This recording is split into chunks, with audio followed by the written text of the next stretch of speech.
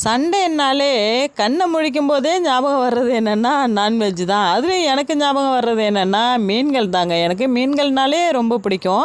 எங்கள் ஊருக்கு நாகப்பட்டினத்துலேருந்து கடல் மீன்கள் காலையிலேயே கொண்டு வந்து போடுவாங்க ஒரு 4 மணிக்கெலாம்.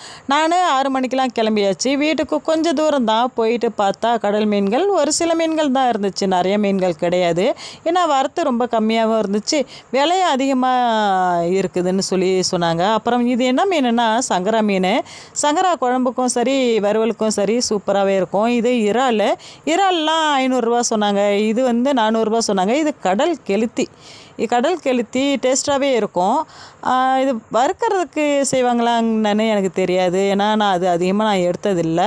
நான் அதிகபட்சம் எடுக்கிறது என்னென்னா எனக்கு அயில மீன் ரொம்பவே பிடிக்கும். அயில மீன் எவ்வளோ சொன்னாங்கன்னா 400 ரூபா சொன்னாங்க. அது ரொம்பவே கம்மியாக தான் விற்கும். ஆனால் இது இப்போது நிறையவே விற்கிது. இது மத்தி மீன் எவ்வளோன்னா 250 ரூபா சொன்னாங்க. ஒரு சில இடங்களில் ரொம்பவே கம்மியான விலை தான் விற்றுக்கிட்டு இருக்குதுன்னு சொன்னாங்க. இது பாறை மீனுங்க. பாறை மீன் செம்ம டேஸ்ட்டாக இருக்கும்னு சொல்லிகிட்டு இருக்காங்க. நான் வாங்கினது என்னென்னா மத்தி மீன் தான். எனக்கு ரொம்ப பிடிச்சது மத்தி மீன் தான். குழம்பு சூப்பராக இருக்கும். அயில மீனும் அந்த மாதிரி தான், குழம்பு சூப்பராக இருக்கும். ஓகே, பாய்.